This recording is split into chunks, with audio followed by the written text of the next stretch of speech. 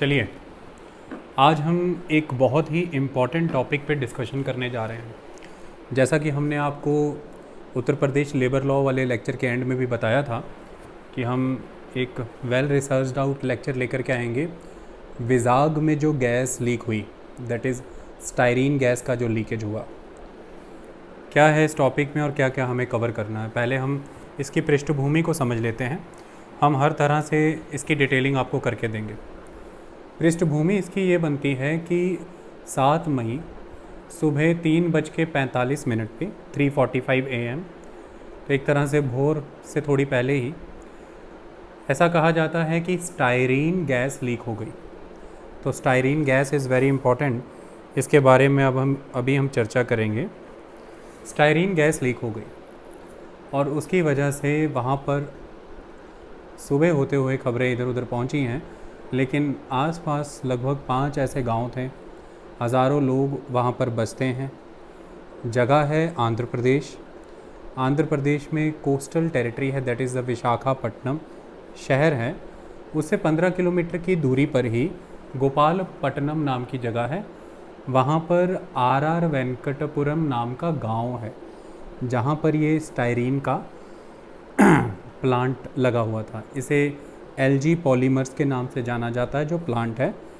इसकी सारी कहानी मैं अभी आपको बताऊंगा। तो आर वेंकटपुरम नाम के इस गांव में 7 मई को सुबह 3:45 पे स्टायरीन गैस का रिसाव हो जाने की वजह से, लीकेज हो जाने की वजह से ऐसा माना गया कि अचानक से वहां पर लोग बेहोश होकर के गिरने लगे सड़कों पर, उन्हें परेशानी होने लगी। तो अंततः 12 लोगों की मौत हुई है, 300 लोग हॉस्पिटलाइज हुए हैं और 1000 की तादाद में लोगों के ऊपर इसका प्रभाव आया है। सबसे फौरी तौर पर प्रशासन ने वहाँ पर क्या किया, सबसे पहले तो लोकल जो पुलिस है, लोग उसके पास ही गए।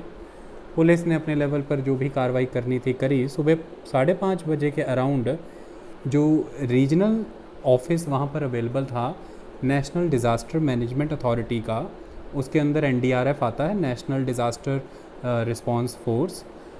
तो NDRF के जो रीजनल रिस्पांस सेंटर वहाँ पर था RRC, उसने सुबह 5:45 बजे अपनी कार्रवाई वहाँ पर शुरू कर दी और उसके बाद NDRF ने फिर इस सारे मैटर को देखा।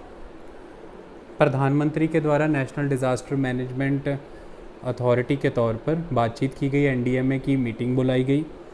क्यों बुलाई गई? क्योंकि हमारे देश में डिज़ास्टर मैनेजमेंट एक्ट 2005 बना था और नेशनल डिज़ास्टर मैनेजमेंट एक्ट, और उसी के तहत 2006 से national disaster management authority work कर रही है। प्राइम मिनिस्टर उसके चेयरमैन होते हैं और इसके अलावा प्राइम मिनिस्टर के अलावा 9 सदस्य उसमें और होते हैं। ये चीज़ आपको पता होनी चाहिए। और उसी के तहत नेशनल डिज़ास्टर रिस्पांस फोर्स है जो पूरे देश के स्तर पर इस तरह के नेचुरल और मैन मेड डिज़ास्टर्स को मैनेज करने के लिए, टैकल करने के लिए जितना भी पॉलिसी प्रोग्राम मेजर है, जितना भी कॉम्बैट ऑपरेशंस है, जितना भी रेस्क्यू ऑपरेशंस है, उन चीज़ों को एक्टिवेट करते हैं। एक चीज़ आपको ध्यान से सोचनी है कि हमारे जो फेडरल स्ट्रक्चर है कंट्री का, इस फेडरल स्ट्रक्चर में सही मायने में जो डिज़ास्टर है इसकी रिस्पॉन्सिबिलिटी स्टेट गवर्नमेंट की है। Disaster is under the responsibility of the state government. और स्टेट गवर्नमेंट के लेवल पर भी, डिज़ास्टर के लेवल पर सभी ऑपरेशंस को एग्जीक्यूट करने का काम डिस्ट्रिक्ट अथॉरिटीज़ करती हैं। तो डिस्ट्रिक्ट मैजिस्ट्रेट या डिस्ट्रिक्ट कलेक्टर आप जिसे कहते हैं, कुछ भी कह लीजिए, they are the main authorities जो वर्क करते हैं।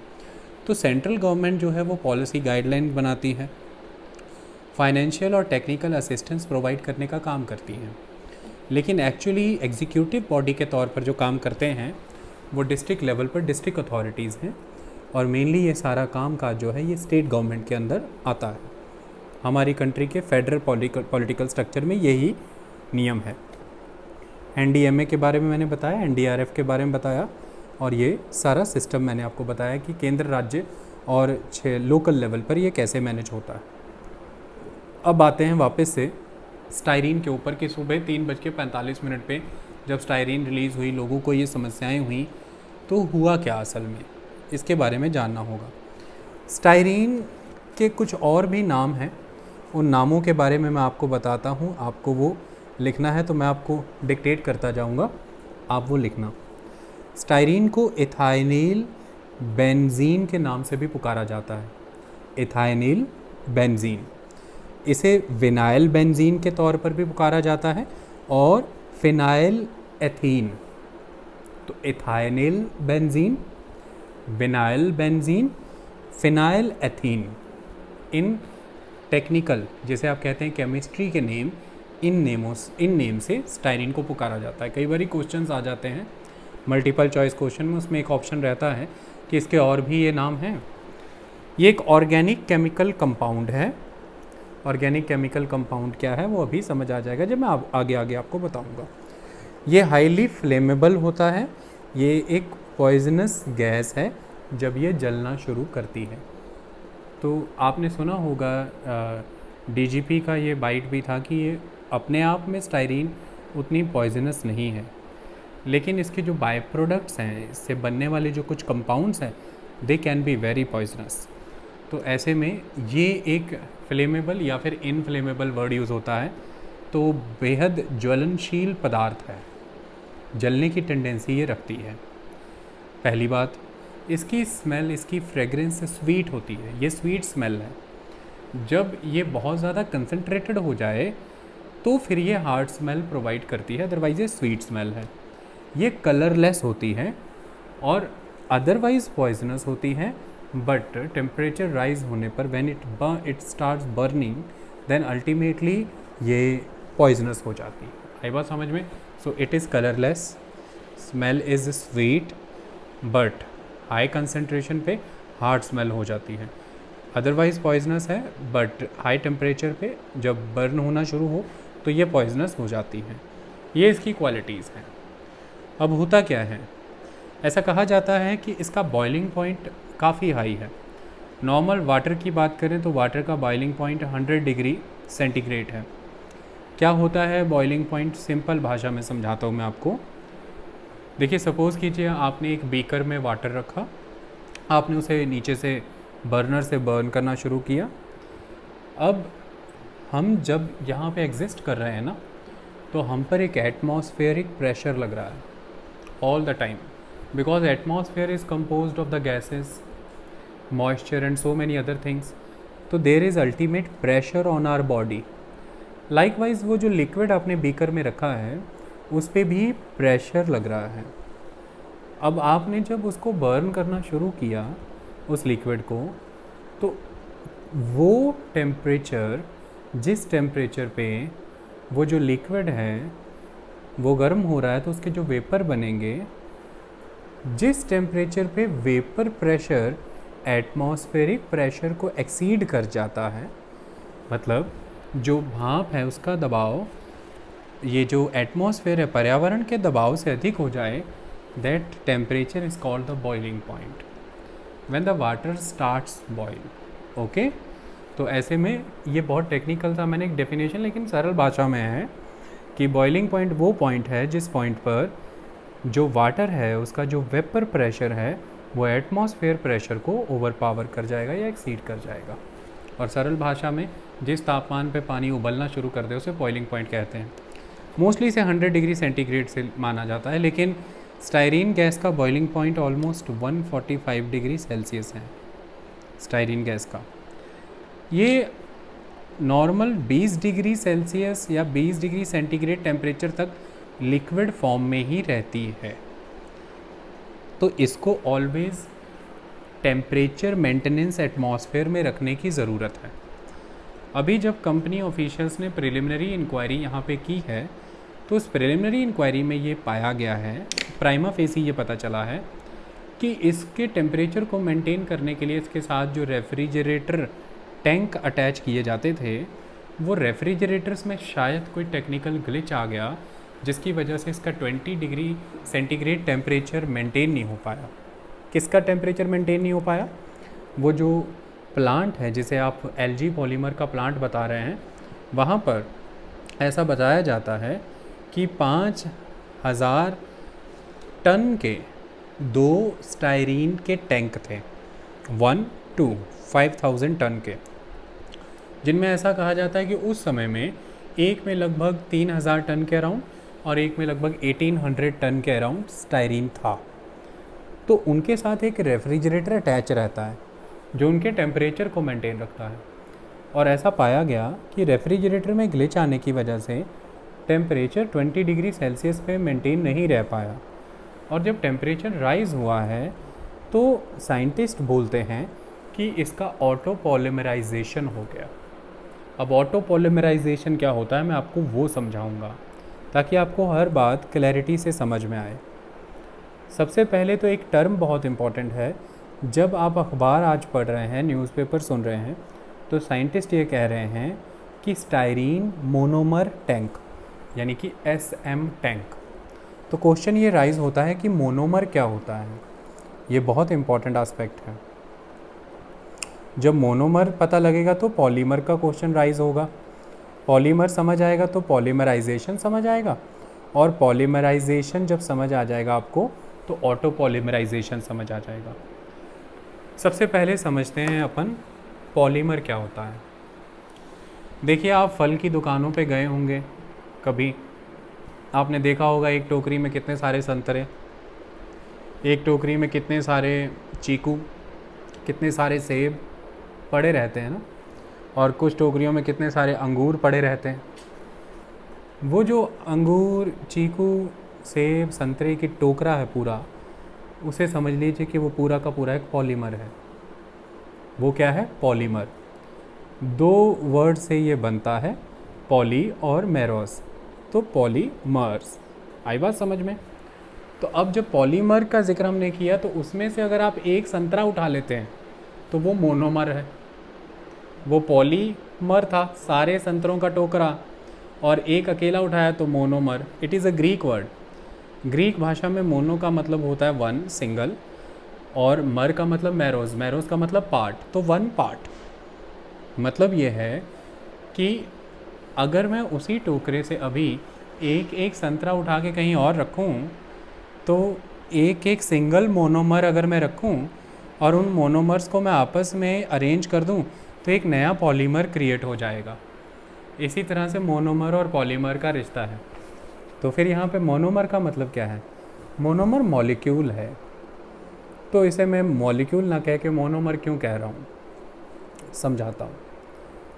जब एक मॉलिक्यूल सेम मॉलिक्यूल्स आपस में जोड़ करके, जब सेम मॉलिक्यूल्स आपस में जोड़ करके एक पॉलीमर बनाना होता है, तो फिर वो मॉलिक्यूल को आप मोनोमर कहते हैं। जब carbon carbon carbon carbon carbon, Cl chlorine chlorine chlorine chlorine, जब आप एक मॉलिक्यूल का यूज़ इसलिए कर रहे हैं कि उसके जैसे आइडेंटिकल बाकी के मॉलिक्यूल्स यूनाइट करके एक पॉलीमर अचीव करना है, तो फिर वो मॉलिक्यूल मोनोमर कहला रहा है। Otherwise monomer and molecule one and the same thing. But इसका एक कॉज है ना, अपना एक पर्पज़ है कि आप उसे मोनोमर ही क्यों कह रहे हैं। Because now you are using that molecule and the repetitive chain of that molecule to create the polymer, so that's why that molecule is monomer। समझ में आ गई बात? अब यहाँ पर ये ऐसा समझ लीजिए कि ये जो दीवार है, ये दीवार पूरी की पूरी पॉलीमर है, और इसमें लगी हुई ईंटें मोनोमर हैं।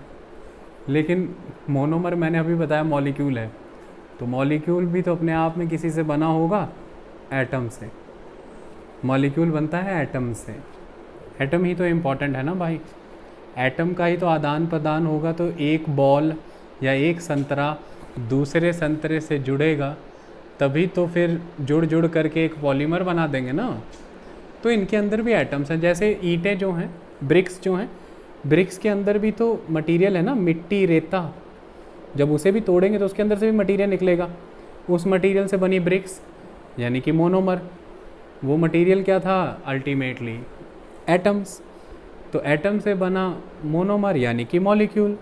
मॉलिक्यूल्स मिलकर के, आइडेंटिकल मॉलिक्यूल्स मिलकर के बना गए पॉलीमर। इस तरह से आपके सामने पॉलीमर आ जाता है। तो मोनो मने सिंगल, मर मने मेरोस मने पार्ट, और इनसे मिलके बना पॉली मने मैनी, मेरोज मने पार्ट्स, तो मैनी पार्ट्स। तो इसको जोड़ने के तरीके रहते हैं। क्या तरीके रहते हैं? जब ये एक मोनोमर सेम इस मोनोमर से जुड़ा, तो एक सिंगल बॉन्ड से अगर जुड़ रहा है तो इस तरह से जुड़ेगा एक लाइन में 1 2 3 4, जैसे धागे में मोती पिरोए होते हैं ना, तो लीनियर, इसे अपन कहते हैं लीनियर पॉलीमर। जैसे गेम खेलते होते हैं ना हम, या फिर आपने कुछ गाड़ियाँ देखी होंगी ना, उसके आगे डैशबोर्ड पे कितनी सारी स्माइलीज़ रखी होती हैं येलो कलर की, वो बॉल्स सी, वो लीनियर पॉलीमर है, एक लाइन में जोड़ दिए।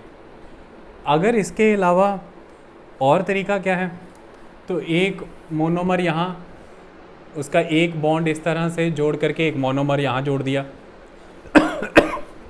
एक यहाँ जोड़ा, एक यहाँ जोड़ा, तो जैसे कोरोना वायरस की आजकल इमेज चिपक रही है ना, इधर इधर इधर, तो फिर ये 3 डायमेंशनल हो गया।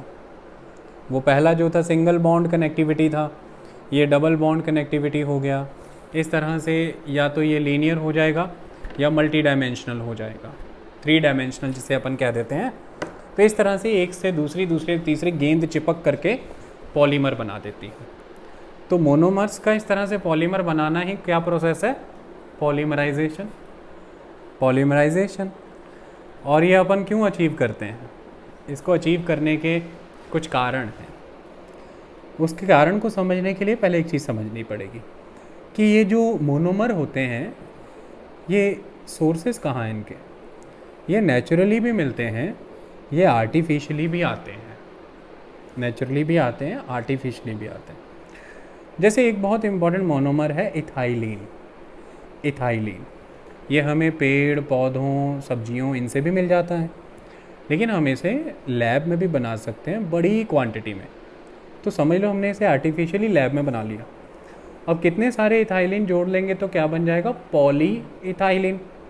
तो आप जो देसी भाषा में दुकानों में जाके कह देते हो ना कि अंकल जी पॉलीथीन देना, वो पॉलीथीन नहीं है, वो पॉली इथाइलिन है। इथाइलिन नाम के मोनोमर यानी कि मॉलिक्यूल्स की मल्टीपल रिपीटिशन करके आपने एक पॉलीमर बनाया, और वो पॉलीमर का नाम यहाँ पे पॉली इथाइलिन है। ये तो हो गया आर्टिफिशियल।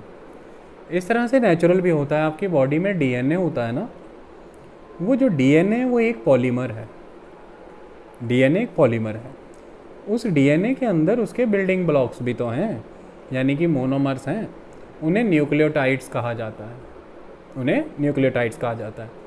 ऐसे डीएनए के अंदर 4 न्यूक्लियोटाइड्स होते हैं, जैसे adenine, thymine, guanine and cytosine. Adenine, thymine, guanine and cytosine, ये 4 न्यूक्लियोटाइड से मिलकर के आपका डीएनए बनता है। डीएनए पॉलीमर हो गया, और ये न्यूक्लियोटाइड्स क्या हो गए, यहाँ पर मोनोमर्स हो गए। तो ये एक इम्पॉर्टेंट एस्पेक्ट है।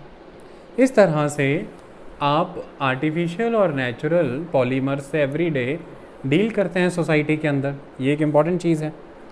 तो अब हुआ क्या है, ये जो पॉलीमराइजेशन की एक्टिविटी होती है ना, कि एक मोनोमर से दूसरे को जोड़ना, दूसरे से तीसरे को जोड़ना, इसके लिए मोस्टली लाइट का या हीट का प्रयोग किया जाता है कि बॉन्डिंग स्टार्ट हो जाए। लेकिन अगर मान लीजिए कि लाइट और हीट का कंट्रीब्यूशन आपने नहीं दिया, कोई एक्सटर्नल सोर्स लाइट हीट की फॉर्म में आपने प्रोवाइड नहीं किया, और ऑटोमेटिकली ही इस तरह से मोनोमर्स आपस में कनेक्ट होने लगे और पॉलीमराइजेशन होने लगा, इसे ऑटो पॉलीमराइजेशन कहते हैं। इसे क्या कहते हैं, ऑटो पॉलीमराइजेशन। और जब इस तरह से ऑटो पॉलीमराइजेशन होता है ना, तो कुछ चीज़ें एक्टिवेट होती हैं। मैं आपको उदाहरण के तौर पर एक चीज़ समझाता हूँ। सपोज़ करो एक बॉल है, एक मोनोमर, दूसरी बॉल, दूसरा मोनोमर। तो एक मोनोमर से मान लीजिए अब दोनों बॉल्स को आपस में जुड़ना है, तो एक मोनोमर से मान लीजिए हाइड्रोक्सिल आया, OH नेगेटिव। एक मोनोमर से सपोज़ कर लीजिए हाइड्रोजन आया, एटम। दोनों जब आपस में जुड़े तो H एंड O, तो H2O वाटर। ये एक तरह का कंडेंसेशन पॉलीमराइजेशन है। कई प्रकार हैं इसके, उस पर नहीं जाना। लेकिन इसमें हमने क्या देखा कि 2 मोनोमर्स जब आपस में जुड़ रहे हैं, एक में से हाइड्रोक्सिल आया, एक में से हाइड्रोजन आया, एटम, दोनों जुड़े और क्या बना दिया उन्होंने आपके सामने, एक मॉलिक्यूल H2O।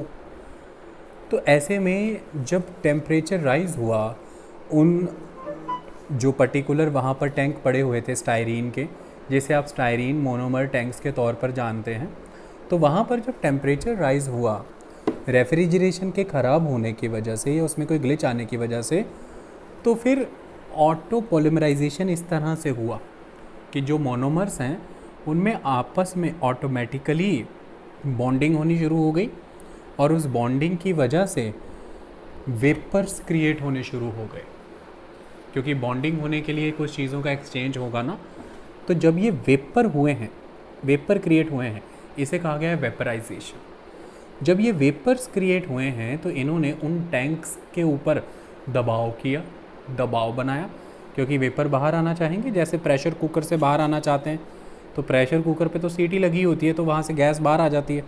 तो जब इन्होंने दबाव बनाना शुरू किया इन वेपर्स ने, तो जो स्टायरीन गैस के टैंक्स हैं उनमें से गैस आने जाने के लिए पाइप्स तो होंगे, उन पाइप्स पे वॉल्व लगे होते हैं ना, जैसे आपके घर में पानी आने के लिए वॉल्व होता है, तो फिर वो वॉल्व बस्ट कर गए। जब वेपर का प्रेशर लगा टैंक के अंदर ड्यू टू द वेपराइजेशन, और ये वेपराइजेशन हुई है ड्यू टू ऑटो पॉलीमराइजेशन, तो फिर वो जो वॉल्व थे वो बस्ट कर गए। वहाँ से ऐसा कहा जाता है स्टायरीन वेपर्स रिलीज़ हो गए। ये है घटना और इसके तहत नुकसान हुआ है। कहा जाता है 2-3 किलोमीटर तक इसका प्रभाव रहा है। कुछ साइंटिस्ट ऐसा मानते हैं कि स्टायरीन खुद इतनी दूर तक नहीं जा सकती। इसकी जांच करनी होगी कि वहाँ पर एक्चुअली में किस तरह के केमिकल कंपाउंड्स थे, क्योंकि ऐसा माना जाता है कि स्टायरीन अकेले इतनी दूर तक नहीं जा सकती, कोई और कंपाउंड्स थे जो दूर तक गए हैं स्टायरीन के साथ रिएक्ट हो करके, फिर ये नुकसान पहुँचा है। ये तो हो गई सारी कहानी। अब सवाल आता है कि स्टायरीन से आपको नुकसान क्या होते हैं। अगर बहुत ही शॉर्ट टर्म एक्सपोज़र आपको हुआ है तो इससे आपके नोज़, थ्रोट, ईयर में इन्फेक्शन हो सकती है। आपकी म्यूकस मेम्ब्रेन में, जो म्यूकस मेम्ब्रेन होती है ना, वाइट लेयरिंग, म्यूकस मेम्ब्रेन में आप इंजरी आ सकती है। तो इस तरह की इन्फेक्शंस आँखों में, कान में, नाक में, गले में ये हो सकता है। स्किन पे इचिंग हो सकती है। ये सारी चीज़ें हो सकती हैं अगर शॉर्ट एक्सपोज़र होता है। लेकिन अगर सीवियर एक्सपोज़र हो गया है तो बहुत स्ट्रॉन्ग गैस्ट्रो इंटेस्टिनल इश्यूज़, दर्द बहुत ज़बरदस्त होगा, सेंट्रल नर्वस सिस्टम फेलियर हो सकता है। कुछ एनिमल्स में पाया गया है कि लिवर, किडनी, इन चीज़ों का फेलियर हो जाता है। तो liver, kidney, central nervous system, आपका पूरा का पूरा बॉडी का न्यूरल सिस्टम, जितनी भी नसें हैं आपकी, इन सारी चीज़ों को ये प्रभावित करने का दम रखती है। तो इट कैन कॉज डेथ। अब इसकी सबसे बड़ी खासियत ये है कि ये बेंजीन से भी कई गुना घातक हो जाती है, जो कि एक कार्सिनोजेनिक कंपाउंड के तौर पर जाना जाता है जब ये ऑक्सीजन के साथ रिएक्शन में आती है। जैसे ही स्टायरीन ऑक्सीजन के साथ रिएक्शन में आती है, ये मोनोऑक्साइड्स एंड डाइऑक्साइड्स क्रिएट करती है। और ये मोनोऑक्साइड्स हैं जो आपके गले को चोक करने का दम रखते हैं। आपको पता होगा कि कार्बन मोनोऑक्साइड जाते ही गले में आप ख़त्म हो जाते हैं। तो जब इस तरह की गैसेस अंदर जाती हैं लंग्स में, तो लंग्स की ऑक्सीजन कैरिंग कैपेसिटी रिड्यूस हो जाती है। ऐसे में ब्लड में ऑक्सीजन रिड्यूस होने लगता है, और जब ब्लड में ऑक्सीजन रिड्यूस होने लगता है, आपके दिमाग को ऑक्सीजन कम पहुंचने लगता है, और ऐसे में फिर आपको ड्राउजीनेस, नौशिया, वॉमिटिंग, ये सारी fatigue, weakness in the body होने लगती है।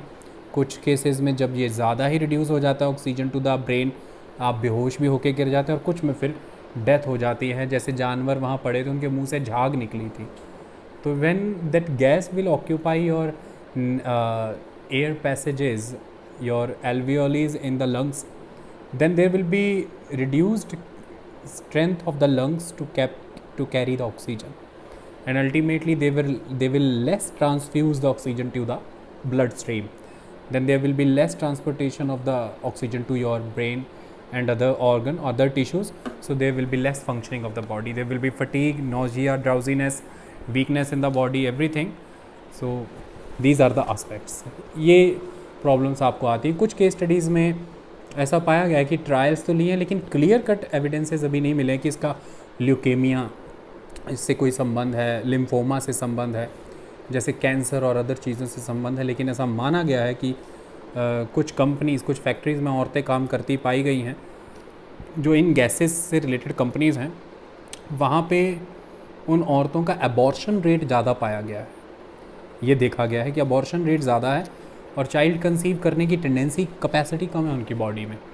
तो इससे पता लगता है कि इससे डेवलपमेंटल आस्पेक्ट पे भी इम्पैक्ट है। तो it can harm your developmental features, developmental aspect.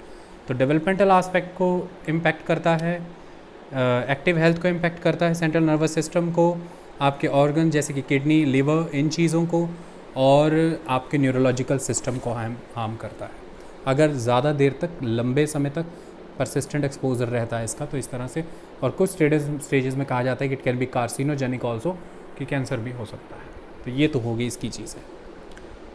हमने गैस के बारे में बता दिया, उसके नामों के बारे में बता दिया, ये क्या क्या, किस तरह से पॉलीमराइजेशन, मोनोमर, एवरी सिस्टम, वहाँ पर क्या हुआ है, प्रिलिमिनरी तौर पे क्या पाया गया, हमने बता दिया। और प्रॉबेबल रीज़न इसका क्या पाया जा रहा है कि ये ऐसा क्यों हुआ, what is the probable reason.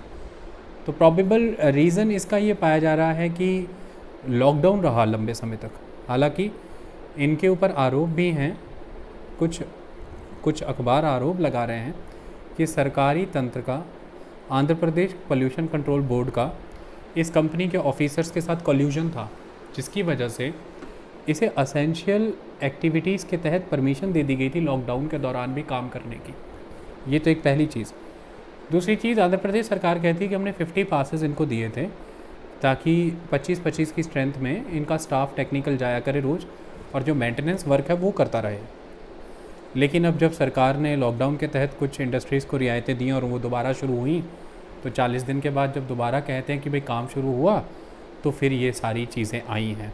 तो इससे एक बड़ा चैलेंज क्रिएट होता है, एक पोज होता है कि कंट्री लेवल पर पूरे लॉकडाउन के दौरान क्या इस तरह की, वर्ल्ड लेवल पे भी क्या इस तरह की मेंटेनेंसेस पे फोकस किया गया है। सेफ्टी सिक्योरिटी मेजर्स का एक बहुत बड़ा क्वेश्चन खड़ा होता है कि इस तरह के एक्सीडेंट्स और भी हो सकते हैं जो यहाँ पर हुआ है। तो एक ग्लिच तो कंपनी के एंड पर रहा है। अब जब मैं बार बार कंपनी कंपनी कह रहा हूँ, तो मैं इसके विषय में भी अब आपको जानकारी दे देना चाहता हूँ। जब हम कंपनी का जिक्र करते हैं कि ये कहाँ से आई, किन कंपनीज़ का इसके साथ संबंध था, किस तरह से ये शुरू हुई। 1961 में इसे स्थापित किया गया था। इसका नाम था हिंदुस्तान पॉलीमर्स। हिंदुस्तान पॉलीमर्स के नाम से ये 1961 में स्थापित हो गई थी। इसको क्या बनाना था, ये पॉलीस्टीरीन और उसके कोपॉलीमर्स।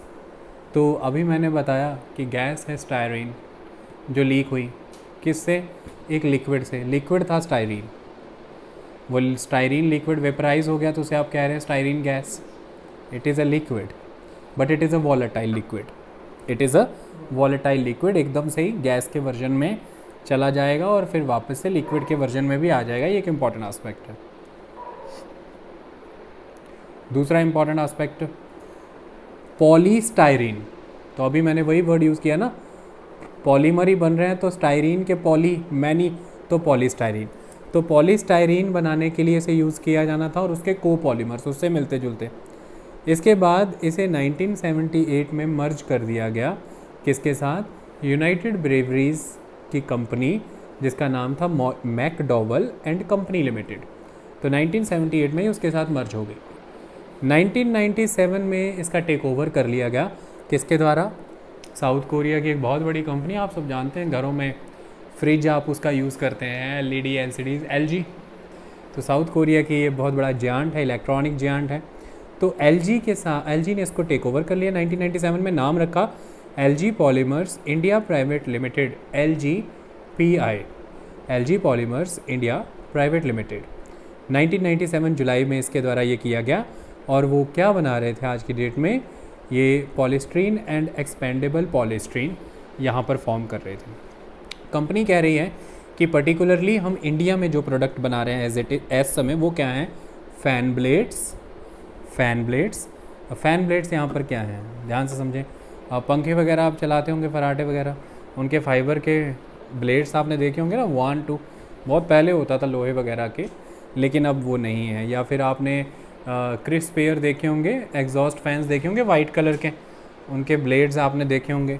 तो कंपनी कह रही है कि हम फ़ैन ब्लेड्स बना रहे थे, हम कप्स एंड कटलरीज़, वो जो शादी विवाहों में लास्ट में गरम गुलाब जामुन डाल के खाते हो ना जिन प्लास्टिक के कप्स में, तो वही, और कटलरी वही जो जिसमें चाट वगैरह डालते हो और जिन चम्मचों से खाते हो, यहीं से बन कर के आते हैं। तो फ़ैन ब्लेड्स, कप, कटलरीज़ और कॉस्मेटिक प्रोडक्ट्स के कंटेनर्स, वो जो लड़की और लड़के के दोनों का परिवार मिलके आजकल साझा मेकअप किट बनाते हैं ना लड़की के लिए, बड़ी महंगी सी, वो मेकअप किट, वो सारा सामान डालने के लिए, इसे कॉस्मेटिक, इसे वैनिटी भी कह देते हैं, कई नामों से जानते हैं। तो cups, cutleries, cosmetic vanities and fan blades, ये पर्टिकुलरली यहाँ पर बनाया जा रहा था, इनके द्वारा ये कहा गया है। आई बात समझ में? हमने कंपनी की जानकारी दे दी, कब लगी, हिंदुस्तान पॉलीमर्स के नाम पर। फिर समय आगे बढ़ा, 1978 यूनाइटेड ब्रेवरीज़ की company McDowell and company limited के साथ मर्ज हो गई। फिर 1997 जुलाई में से एलजी पॉलीमर्स ने टेक ओवर कर लिया और एलजी पॉलीमर्स के तौर पर जानी जाती है। LG polymer company south Korea की सबसे बड़ी स्टायरीन जायंट है, बहुत बड़ी स्टायरीन केमिकल, एलजी केमिकल्स उसे कहते हैं, उसकी पकड़ है पूरी। भारत में भी वो इस मार्केट को कैप्चर करना चाहती थी लंबे समय से, और वाकई में उसके स्टेक्स बहुत ज़बरदस्त हैं। एलजी के लिए ये एक मुनाफे वाला सौदा है, ये जो कारखाना यहाँ पर लगा हुआ, ये भी एक बहुत बड़ी चीज़ है। अब एलजी के ऊपर कुछ आरोप लगते हैं। क्या आरोप लगते हैं? ऐसा कहा जाता है कि एलजी ने 1999 के बाद अपना एक्सपेंशन किया, उस लिमिट से बियॉन्ड जिस लिमिट तक उसे एनवायरनमेंट प्रोटेक्शन एक्ट के तहत परमिशन मिली हुई थी। ये पहली चीज़ कि ये किस तरह से उसे परमिशन मिल गई। लोकल अथॉरिटी ने, Andhra Pradesh pollution control board ने कैसे एक्सपेंड होने दिया उसे, कैसे और लैंड ग्रैब करने दिया, रेनोवेशन प्रोजेक्ट्स और फर्दर एक्सपेंशन कैसे हुआ।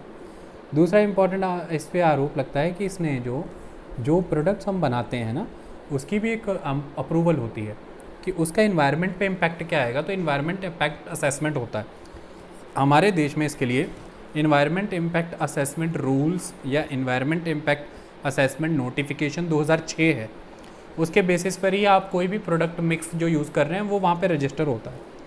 ऐसा कहा जाता है कि without the consultation of the और without the prior approval of the environment impact assessment notification 2006, इन्होंने प्रोडक्ट मिक्स में भी बदलाव किए हैं। ये भी एक घातक चीज़ है। तो इसके बहुत ही डेंजर कॉन्सिक्वेंसेस हैं वहाँ के सराउंडिंग में रहने वाले लोगों के ऊपर। तो ऐसा कहा जाता है कि लोकल अथॉरिटीज़ के साथ कॉल्यूशन तो है इनका, क्योंकि आंध्र प्रदेश सरकार की काफ़ी ज़मीन इनके पास, आंध्र प्रदेश सरकार ने जब वह ज़मीन जिस पे आंध्र प्रदेश सरकार का लेजिटिमेट राइट बनता है, जब वह इनसे लेनी चाहिए, इन्होंने आंध्र प्रदेश सरकार के खिलाफ ही कोर्ट में सूट फाइल किया हुआ है। तो इस तरह से विदेशी कंपनियां अपनी मनमानी भी करती हैं, ये एक इम्पॉर्टेंट चीज़ है। अब आपको कुछ लॉज पता होने ज़रूरी हैं जो बहुत इम्पॉर्टेंट हैं। क्या हैं वो लॉज?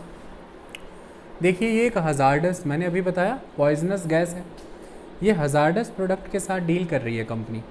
इसके लिए हमारे देश में कोई लॉ तो होगा ना। इसके लिए 1989 का एक लॉ है। हमारे ज्योग्राफी के लेक्चर्स में ये सब बहुत डिटेल में कवर है। अभी अर्बन इश्यूज़ के लेक्चर आ रहे हैं ह्यूमन ज्योग्राफी में, उसमें भी कवर है। जो रूल्स के तहत ये गवर्न होता है वो रूल्स हैं manufacture, storage and import of hazards chemical rules of 1989। Manufacture, storage and import of hazards chemical rules of 1989, इसके तहत ये गवर्न होते हैं। ये एक इम्पॉर्टेंट बहुत चीज़ है। इसके अलावा अब हम समझते हैं कि इन पर कार्रवाई कैसे होगी और क्या होगी। सबसे पहली चीज़, एनजीटी यानी कि नेशनल ग्रीन ट्राइब्यूनल ने इनको 50,000 करोड़ रुपया इमीडिएटली डिस्ट्रिक्ट मैजिस्ट्रेट के पास डिपॉजिट कराने को कहा है। एनजीटी ने ये एक्शन सू मोटो लिया, खुद से कॉग्निजेंस लेते हुए ये किया, मतलब कि किसी ने दरख्वास्त नहीं लगाई, उन्होंने स्वयं ये संज्ञान लिया और ये निर्णय लिया। एनजीटी ने जब ये निर्णय लिया है तो एनजीटी के पास इस निर्णय को लेने का आधार क्या होगा ये समझना अनिवार्य है। एनजीटी को ये निर्णय लेने के पीछे आधार बताने के लिए मैं आपको एक केस कोट करना चाहता हूँ। That case is MC Mehta versus union of India case of 1986। MC Mehta versus union of India case, क्या था ये केस? एक कंपनी हुआ करती थी दिल्ली में, Shriram foods and fertiliser industries plant in Delhi.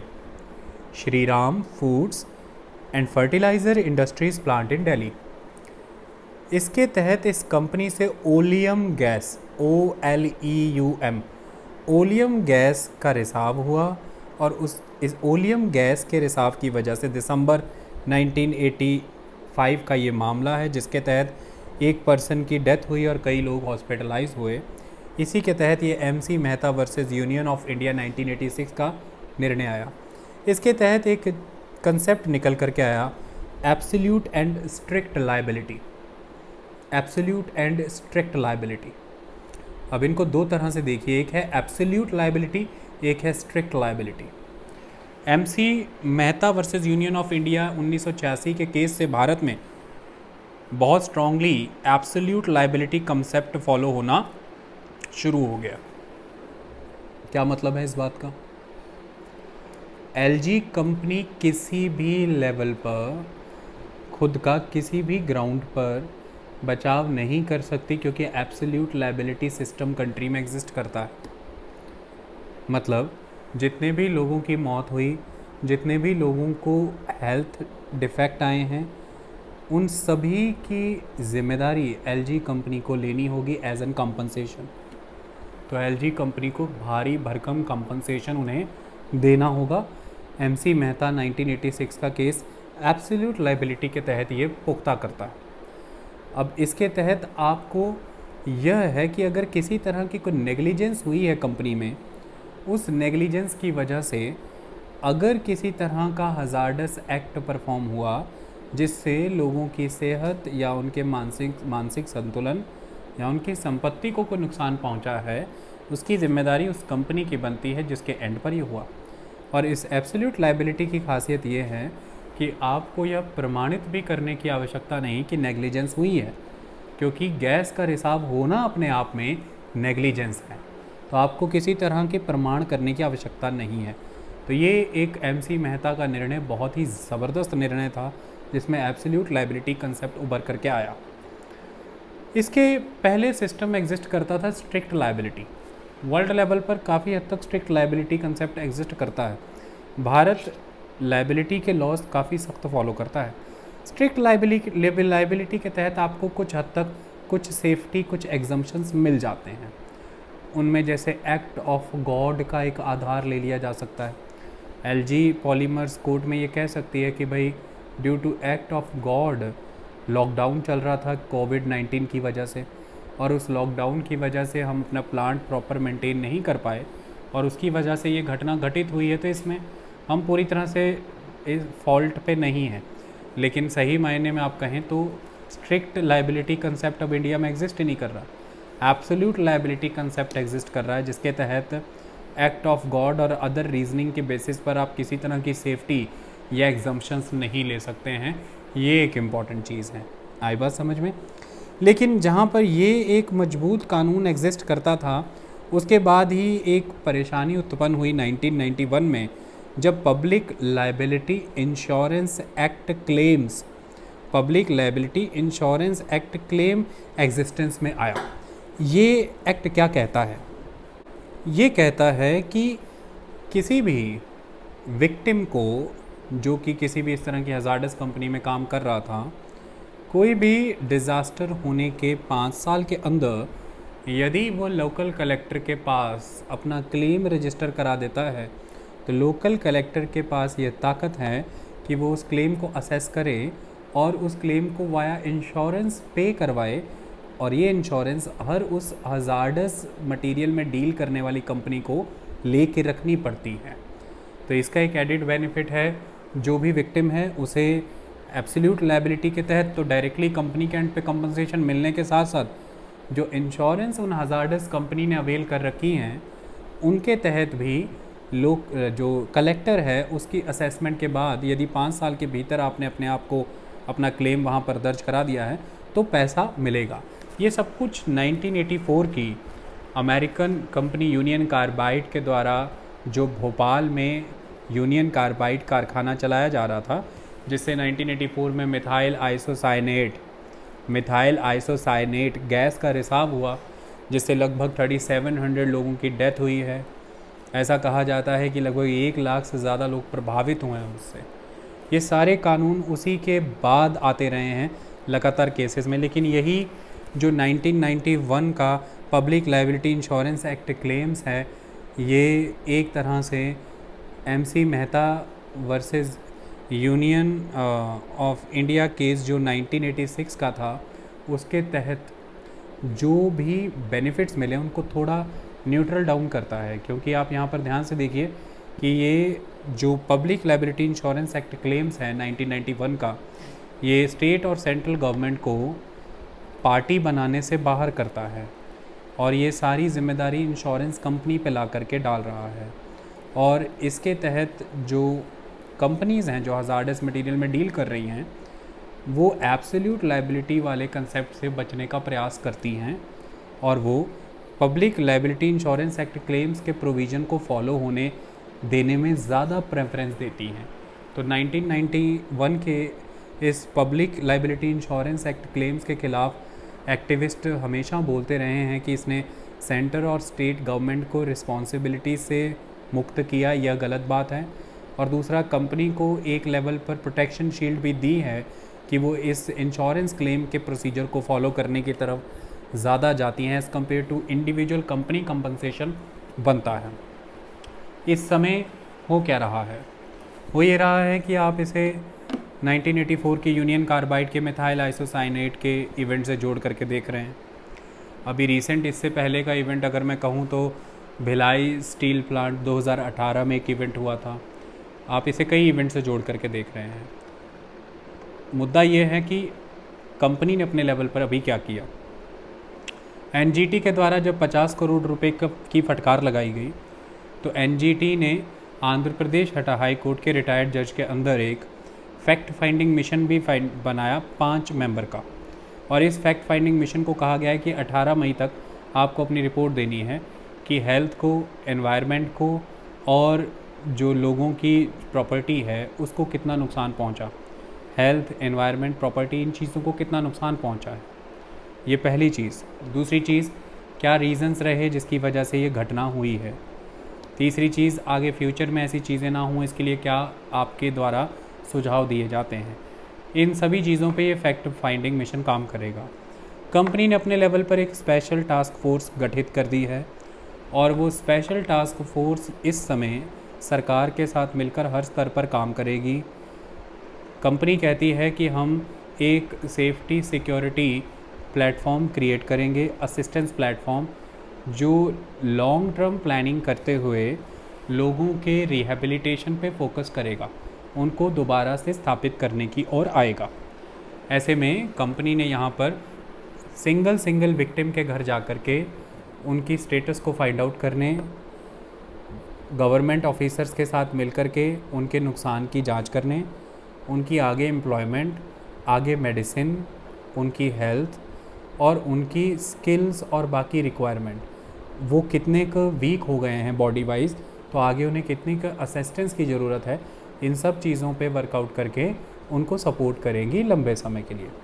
इसके अलावा आंध्र प्रदेश सरकार ने अपने लेवल पर एक्स ग्रेशिया जो भी मदद देंगे वो अलग रहेगी। जैसे उन्होंने जिनकी डेथ हुई उन्हें 1 करोड़ रुपया देने की बात की है, वो एक्स ग्रेशिया सपोर्ट डिफरेंट है। कंपनी LG पॉलीमर अपने लेवल पर जो देगी वो अपने लेवल पर है, वो एब्सोल्यूट लायबिलिटी क्लॉज में कवर होगी, उसे देना पड़ेगा। जो NGT ने 50 करोड़ देने को कहा है ये एक अलग कंसेप्ट है।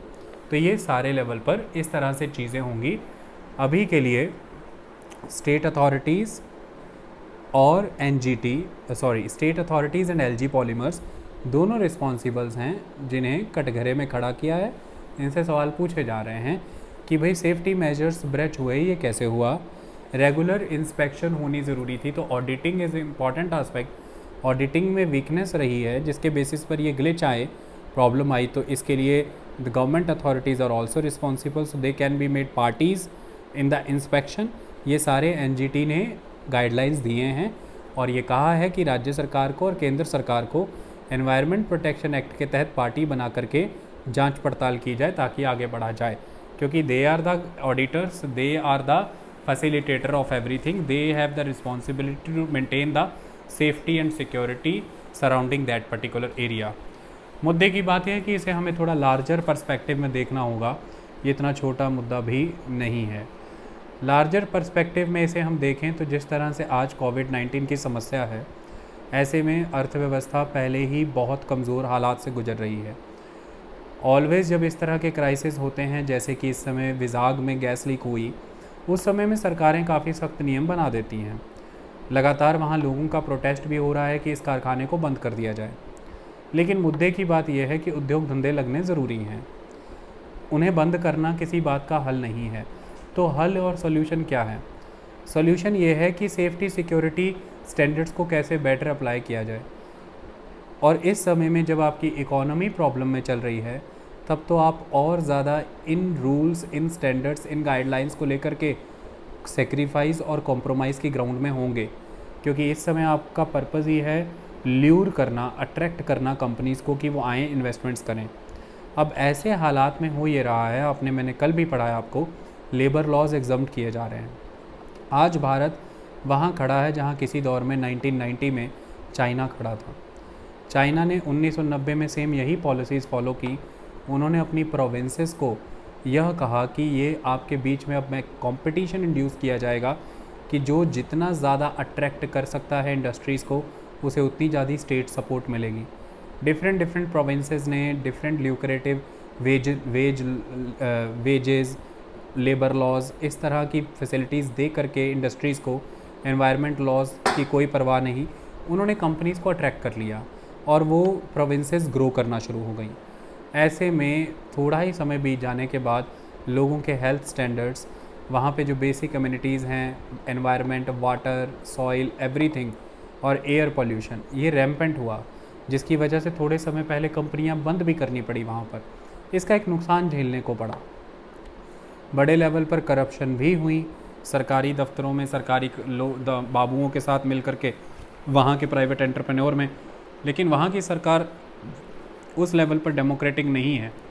वो इन चीज़ों को टैकल कर गई। उन्होंने जब करप्शन फ्री स्प्री चलाई तो उन्होंने उठा करके सबको सफाया कर दिया।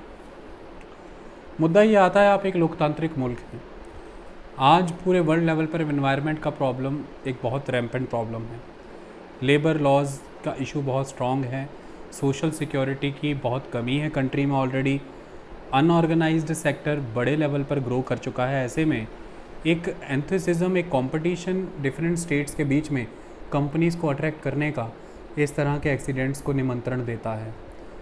आम जनता की हेल्थ स्टेक पे है, ये बड़ी चीज़ है। और सबसे बड़ी बात, एलजी पॉलीमर्स का जब प्लांट लगा तब से लेकर के अब तक 22 साल, अगर मैं 1997 से अब तक की बात करूं, उस सराउंडिंग रीजन में जनसंख्या कितनी बढ़ गई होगी। तो हमारी कंट्री में जो अर्बन प्लानिंग है ना, this is very problematic aspect. Due to the weak urban planning, इस तरह की इंडस्ट्रीज़ के अराउंड इतनी हाई पॉपुलेशन एग्जिस्ट करती है, क्योंकि हमारी कंट्री में इंडस्ट्रियल क्लस्टर्स, कॉरिडोर्स ये समय पर एग्जिस्ट ही नहीं कर पाए थे। आज नए शहर, जैसे कि मान लीजिए उत्तर प्रदेश के नए शहर, बिहार के, मध्य प्रदेश के, राजस्थान, झारखंड, छत्तीसगढ़ के, ये वह राज्य जिनमें पहले उद्योग धंधे नहीं लगे। अगर इनमें हम बेटर प्लानिंग करके आज उद्योग धंधे लगाएं तो industrial mart, industrial corridors, industrial sectors create करके इन्हें पर्टिकुलर लोकेशन में विद ऑल द अम्यूनिटीज़ हम इस्टेब्लिश कर सकते हैं और रेजिडेंशियल एरिया से इनका एक्सपोजर रिड्यूस कर सकते हैं, जो कि पहले की इंडस्ट्री में नहीं हुआ। इंडस्ट्री लगी हुई थी, जिसके पास पैसा था वो सराउंडिंग कंट्री साइड एरिया में चला गया, जिसे हम सब अर्बन एरिया कहते हैं।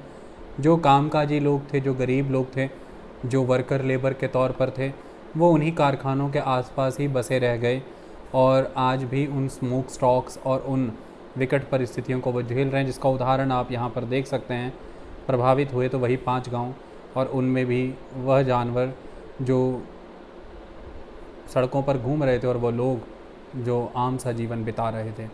तो urban planning is a very big aspect, industrial setting is a very big aspect, industrial safety standards industrial auditing, regular auditing is a very very important aspect. International companies की liabilities तय करना, क्योंकि domestic companies के मुकाबले में immunities रहती हैं, ये ज़्यादा सेफली बच जाती हैं। इंटरनेशनल कंपनीज़ की लाइबिलिटीज़ तय करना, कानून जितने हैं बहुत हैं, सख्त हैं ऑलरेडी, उनका एप्लीकेशन प्रॉपर होना ज़रूरी है, ये एक इम्पॉर्टेंट आस्पेक्ट है। और इंडस्ट्री की ग्रोथ की चाह में हम केवल उन्हें किसी भी तरह के ऑफ़र देते चले जाएं कि वो environmental laws, labour laws, wages, किसी भी चीज़ की धज्जियाँ उड़ाते चले जाए, इसमें अंततः नुकसान आपके देश का ही हो जाएगा ना, उस इकॉनमी का ही हो जाएगा। क्योंकि इकॉनमी की ग्रोथ असल में किसके लिए, वो जो 5 गांव के लोग वहाँ बस रहे थे उसके लिए। तो यहाँ पर इस समय रेलेवेंट डिसीजन क्या बनता है कि जिम्मेदारी तय की जाए उन auditing regulations, law making bodies की जो in factory, in material, in establishments के साथ डील करते हैं। वहाँ जहाँ त्रुटियाँ पाई गई हैं उनके ऊपर सख्त और कड़ी कार्रवाई की जाए। कंपनी बंद करना, भगा देना, हटा देना कोई सॉल्यूशन नहीं है। सेफ्टी मेजर्स अपनाए जाएं, स्टैंडर्ड्स अच्छे से सेटल किए जाएं, रेगुलर इंस्पेक्शंस और ऑडिटिंग होती रहे, कंपनी आराम से चल सकती है। कंपनी के आसपास के रीजन को सेफ़, सिक्योर और इम्यून किया जाए। लोगों को वहाँ पर रहने के लिए बेटर लिविंग प्रैक्टिसेस सिखाई जाएं, उन्हें बताया जाए कि यहाँ पर कैसे रहना है। एनडीआरएफ की टीम्स को वहाँ पर प्रॉपर एक्टिवेट ऑलवेज़ रहना चाहिए। एक हेल्प डेस्क वहाँ पर परमानेंट लगाया जाए जो इस तरह की आकस्मिक परिस्थितियाँ आने पर डील कर सके। इस बार ये पाया गया कि 1989 का हज़ार्डस वेस्ट हैंडलिंग लॉ जो बताता था कि आपको एमरजेंसी प्रोविजंस रखने चाहिए, कंपनी के एंड पे उसका लैक नज़र आया। उसका आगे से इंश्योर किया जाए कि हेल्प डेस्क वहाँ रहे, ऑलवेज़ देखे कि इस तरह की कोई समस्या आती है तो इमीडिएटली प्रॉम्प्ट करेक्टिव एक्शंस वहाँ पर लिए जा सके, ये इंपॉर्टेंट चीज़ है।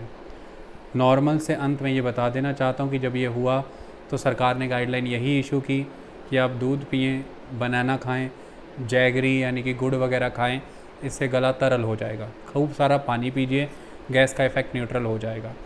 पानी से रुमाल गीला करके मुंह पे बांधिए, गैस का इफ़ेक्ट न्यूट्रल हो जाएगा। और शरीर के ऊपर अच्छे से कपड़ा गीला करके चलाइए, हाथ साबुन से धोइए, ये सारी चीज़ें कीजिए। और सरकार ने एक चीज़ और की, इसे न्यूट्रलाइज़ करने के लिए सरकार ने इमरजेंसी मेजर के तौर पर गुजरात से वापी से एक मटेरियल भी मंगाया आंध्र प्रदेश सरकार ने। इसे कहा जाता है para tertiary butyl catechol. Para tertiary butyl catechol, catechol की स्पेलिंग है CATECHOL। ऐसा कहा जाता है कि ये पॉलीमराइजेशन इनहिबिटर होता है, कि जो पॉलीमराइजेशन प्रोसेस चल रहा है, ऑटो पॉलीमराइजेशन हो गया था ना, तो इसे इस्तेमाल किया जाए तो फिर उस पॉलीमराइजेशन के प्रोसेस को इनहिबिट करके ये उसे रोक देता है, प्रोसेस को रोक देता है। आगे बॉन्डिंग नहीं हो पाती तो फिर आगे वेपराइजेशन होनी बंद हो जाएगी ना। तो it is a polymerization inhibitor, that is the para tertiary butyl catechol, जो सरकार ने वहाँ से मंगाया, यूज़ किया। ये एक इम्पॉर्टेंट चीज़ थी। तो अब सरकार कहती है कि नॉर्मैलिटी आ चुकी है, कल तक लाइफ वापस से एक्टिवेट हो जाएगी। साइंटिस्ट की टीम ने विज़िट कर लिया, जो वेपर्स थे नॉर्मलाइज हो चुके हैं, स्टायरीन वापस अपने लिक्विड वर्जन में फिर से आ चुका है। एटमॉस्फेयर में, हवा में कहीं पर भी स्टायरीन नहीं है, लेकिन हवा में, फ़िज़ाओं में सवाल हैं कि वहाँ पर काम कर रहे लेबर के सेफ्टी स्टैंडर्ड्स, सराउंडिंग में रह रहे लोगों के लिए हेल्थ, लिविंग स्टैंडर्ड और लाइवलीहुड, इन कंपनी के आसपास पॉपुलेशन कंसंट्रेशन कितनी हो, अर्बन प्लानिंग किस तरह से की जाए, इंडस्ट्रियल ग्रोथ, ख़ास तौर पर कोविड-19 जैसे मौक़ों पे जब इकॉनमी सफ़र कर रही हो, उसके लिए इंडस्ट्रियल ग्रोथ के लिए, इन्वेस्टमेंट के लिए किस सीमा तक नॉर्म्स, रेगुलेशन से कॉम्प्रोमाइज़ किया जा सकता है जो कि आगे जाके आप ही को नुकसान ना दे। लॉन्ग टर्म पॉलिसीज़ बनानी ज़रूरी हैं। और जितनी भी गवर्नमेंट अथॉरिटीज़ हैं जो different protection laws, different health standard laws and regulation से डील कर रहे हैं, उनकी accountability, answerability with the help of digital media, digital gadgets, digital platforms ensure करनी बहुत ज़रूरी है आज की डेट में हमें, तब इन चीज़ों से निजात मिल सकता है। मुझे लगता है हमने हर पहलू को छूने का प्रयास किया। आने वाले समय में यदि और भी इससे रिलेटेड डेवलपमेंट्स निकल कर के आएंगी तो हम आपसे चर्चा करेंगे। मुद्दा यही है कि चाहे वो भोपाल क्रैश ट्रेजिडी हो, चाहे विजाग हो, कंपनसेशन एक बड़ा इशू रहा था हमेशा से ही। कंपनसेशन लंबे समय तक नहीं मिल पाया। उसके लिए हमने आपको 1986 का MC मेहता केस बताया। क्या क्या कानूनी प्रावधान अवेलेबल हैं उसके लिए हमने आपको बता दिया कि LG की क्या क्या लाइबिलिटीज़ बनती हैं। स्ट्रिक्ट और एब्सोल्यूट लाइबिलिटी का आपको अंतर बता दिया, भारत में क्या है वो बता दिया। इंश्योरेंस एक्ट 1991 का क्या कहता है वो भी बता दिया, कैसे वो एक लेवल पे नेगेटिव है और कुछ लेवल पे पॉजिटिव, वो भी आपको हमने बताया। कंपनी की हिस्ट्री हमने आपको ट्रेस करके दी, पॉलीमराइजेशन का प्रोसेस हमने आपको बताया। हाँ, एक चीज़ बहुत महत्वपूर्ण रहनी बता गई, स्टायरीन सिर्फ़ और सिर्फ आर्टिफिशियल और सिंथेटिक ही नहीं होता है। स्टायरीन आपको नेचुरली भी मिलता है। यह आपको नेचुरली पेड़ों से जो रेसिन निकलता है, कई बार पानी सा निकलता है ना, गम सा, ये उसमें से भी मिलता है। तो ये आपको वेजिटेबल से भी मिल जाता है, फ्रूट से भी मिल जाता है, नेचुरल अमाउंट में भी, पेड़ पौधों से भी ये निकलता है। तो इस तरह से मिलता है। स्टायरीन से क्या क्या बन जाता है? स्टायरीन से रबर बन जाती है, लेटेक्स बन जाता है, पॉलीस्टायरीन जो हमने पढ़ा ही अभी वो बन जाता है। तो इस तरह के मटेरियल इससे बन जाते हैं। ओके, लेटेक्स, रबर, इनका इस्तेमाल आप कैसे करते हैं? जो तारें डलती हैं बिजली की, उसकी जैकेट बनती है ना, इंसुलेशन जैकेट, तो उसकी जैकेट बन जाती है। प्लास्टिक के मटेरियल्स बन जाते हैं। सब कुछ इन सारी चीज़ों में यूज़ होता है, क्योंकि स्टायरीन से फाइबर क्रिएट होता है और उस फाइबर से फिर आप कुछ भी बना सकते हैं। That's it. अब हम आगे इसी तरह से जब कोई ऐसा मुद्दा बड़ा आता है उस पर लेक्चर लेकर के आएंगे। तब तक के लिए धन्यवाद।